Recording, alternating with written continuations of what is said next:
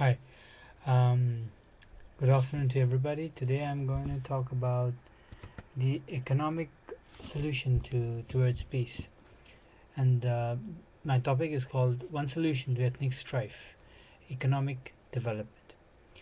Being born in a region with a very high incidence of ethnic conflicts, I have come to realize that the strongest approach to solving this issue is sound economic policies.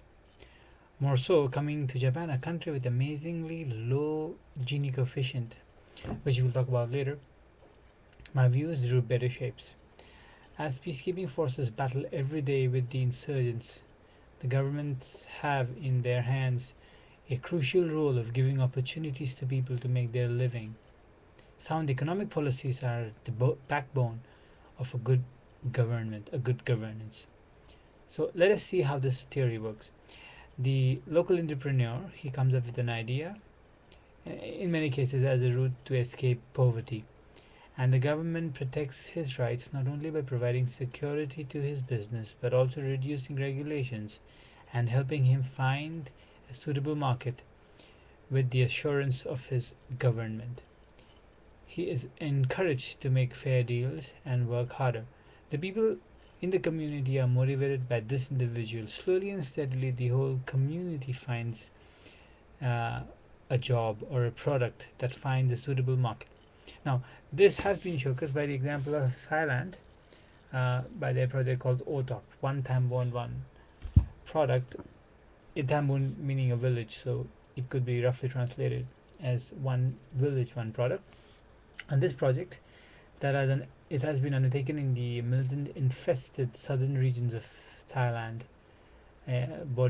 which has borders with Malaysia, and Islamic extremists have been asking for independence, and they have had this region has been quite under this ethnic strife for a long time, and so the government comes up with this solution, a package product called O Top, which is one Tambon one product, and we see that in a very short time, maybe just 3 or 4 years, first they target the internal markets, they give a product that every village needs to do, and with that product um, they find internal markets inside Thailand, selling to northern Thailand in Chiang Rai, Chiang Mai, and then slowly going international.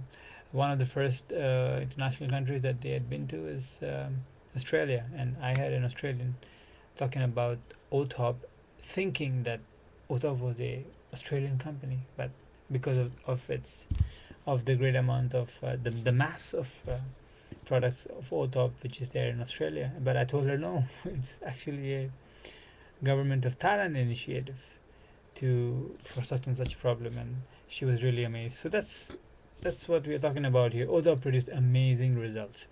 The region not only escaped the ethnic strife but at the same time also rapidly grew towards a healthy economy. Thus, we can see that also many other examples in the world that prove that sound economic policies can do for its people, especially for the disturbed areas. Okay, so what effect does this development have on the future of the nations? What happens when they come up with sound economic policies, and the country develops, and what is the future of this? To answer this, I want to share some facts from the land of the rising sun, Japan, the country that I am in. As we see that Japan has an amazingly low Gini coefficient, just about 0.2, and meaning that there is almost no income disparity in this country. Almost the income distribution is very same, almost zero, the income inequality, and the equation now looks much clearer. The country's markets develop, the people share the successes, all the people get some income, and the nation achieves a inclusive growth, which is definitely a very challenging task. This ethnic minority these ethnic minorities are drawn into the mainstream. Their families have a steady income, and if this inclusive growth takes place, then inclusive government development follows too, and there is peace in the nation. In this path to peace, we cannot forget the importance of economic policies and technology that lay a foundation for all nations. Develop or developing countries both are able to have a healthy growth and a peaceful society. Therefore, it gives me also immense pleasure to see that leading nations like Japan take initiative to bring technology to technology to these troubled areas, to to be able to bring economic support to this these troubled region of the world. And in terms of advocating for peace, I think Japan is truly a trendsetter for the industrial world to follow. So if you coming to the third aspect of my talk today, is that how is these developed countries like Japan, how are they able to send money that you know gets trickles down to the people who really need it. So um, let's see the example of multilateral. So the answer, probably one of the answers, is multilateral development banks like World Bank, the Inter-American Development Bank, and ADB, the Asian Development Bank. So since I'm in Japan, and I like to state examples from Asia, I like to talk about the Asian Development Bank. So this is what happens. They receive huge contributions and donations from developed countries like Japan and South Korea, and the money goes to these projects, to these entrepreneurs who show promise, and for basic projects like infrastructural development and other development projects. And ADB not only uh, disburses the funding, but at the same time monitors the fund, monitors the project, how the fund has been allocated, how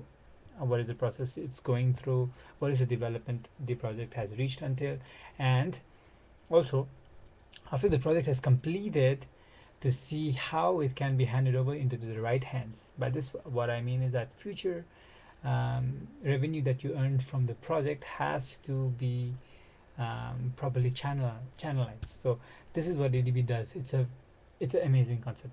And multilateral development banks, like of course World Bank turned into a development bank much later, and then looking at ADB, we are able to see that it's able to draw the funding into the right direction, and we see that uh, it has been responsible for roads in Laos. It has been responsible for bridges and road construction in Cambodia, the Golden Triangle, and it has done a lot of basic infrastructure projects in Kashmir in India, and it's also doing a lot of poverty reduction projects in Bangladesh. So you see that these Asian nations, which could not directly put their hands out to Japan or put their hands out to South Korea and other rich countries, they have a power to approach ADB, and ADB gives them the project, and ADB takes care of it so that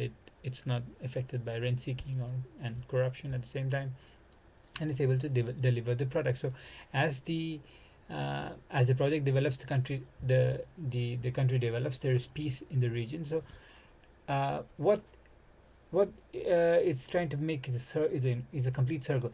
We are not trying to first have peace and then work towards economic development. It's too late for it. It's already maybe 60 years, more than 60 years since the Second World War. Countries like South Korea have shown tremendous development in just 20 years. South Korea has become one of the OECD nations in just about 20 years of their hard work. Japan and China the biggest, the biggest, going to be the richest country in Asia, has already joined the in 2009. Last year it joined the Inter-American Development Bank, as not as a borrower but in fact as a lender. So wow, that's like woof, how did China do it?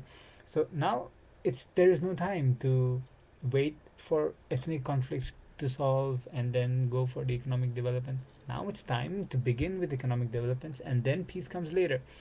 It is now time to act, to apply these economic policies and get the markets open, and all Laos and Cambodia and these countries that have been a kind of a transitional countries. These countries developing open markets, they have to be given the first chance.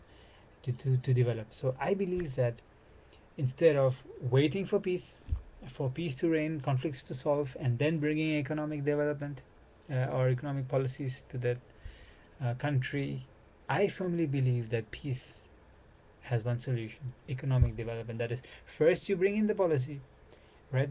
Make the markets open, get the people working, get the economic moving, and then peace will come. Peace will come at its time.